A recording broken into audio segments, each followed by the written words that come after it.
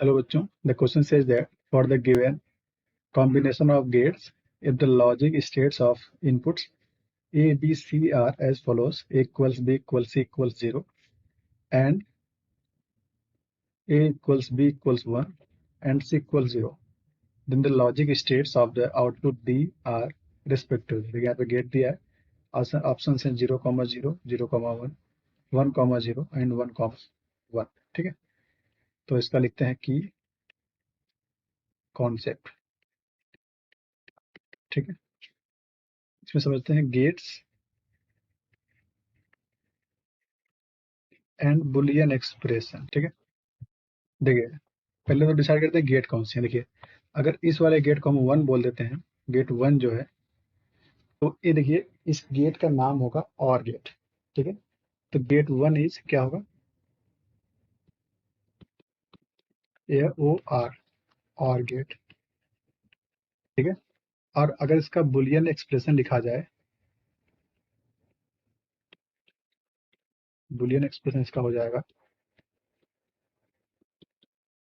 देखिए इसका output G1 है और इनपुट AB है, तो G1 को लिख सकते हैं.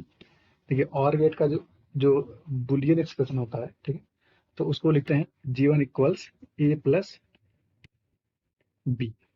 ठीक, अब देखिए जो सेकेंड गेट है इसको गेट 2 बोल देते हैं.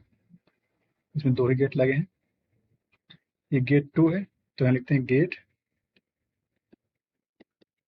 2. ये कौन सा गेट है, देखिए ये गेट है NAND gate, NAND, NAND gate. अगर इसका लिखिए बुलियन एक्सप्रेशन तो इसको लिख सकते हैं, तो यहाँ D है, देखिए D इसका आउटपुट है और G2 और C जो है इसके इनपुट है. और हमें देखिए G2 इक्वल्स G1 दिख भी रहा है यहाँ पे. देखिए यहाँ लिख सकते हैं कि G1 इक्वल्स G2, क्योंकि G1 इसका आउटपुट है, हमने इसी को G1 मान लिया है, इसके आउटपुट को G1 मान लिया है, और यहाँ जो इनपुट है इसको G2 मान लिया है. ठीक है, तो हम G1 इक्वल G2 बोल सकते हैं. यहाँ पे देखिए G से गेट नहीं है यहाँ पे. ठीक है, हमने G1 को गेट 1 का आउटपुट माना है और G2 को गेट 2 का इनपुट मान लिया है.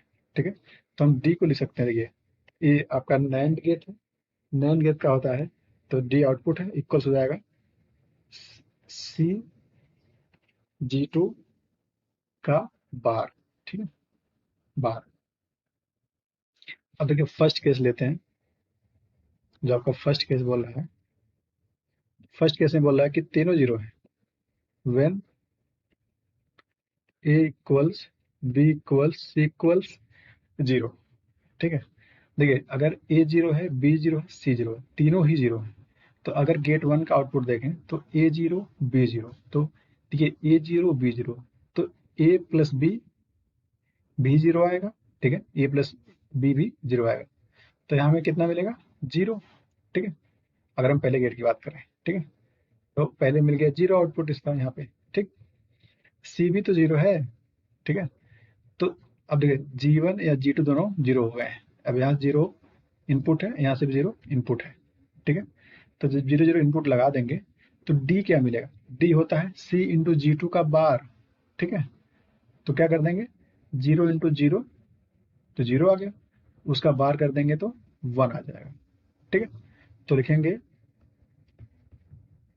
आउटपुट क्या हो जाएगा, हमसे पूछा है D, तो आउटपुट D बन जाएगा 1. ठीक है, एक बार देखिए फिर से समझते हैं.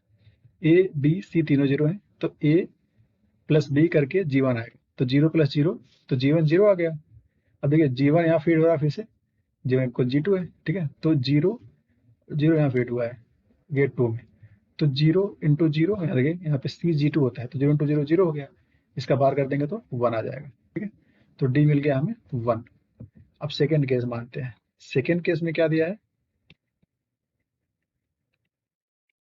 सेकेंड केस में हमें दिया है कि A इक्वल्स B इक्वल्स 1 है और C इक्वल 0 है, तो A इक्वल्स B इक्वल्स 1 है एंड C इक्वल्स 0 है. ठीक है, अब देखिए A 1 है, B 1 है, तो G1 कितना आएगा, 1.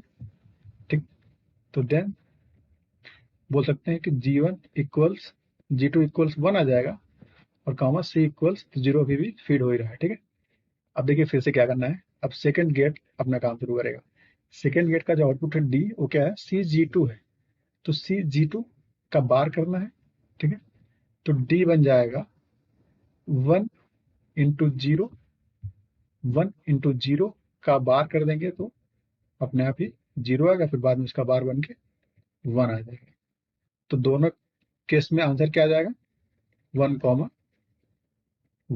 तो आपका ऑप्शन होगा 1, 1। So the option D is correct. Hope you understood it well. All the best.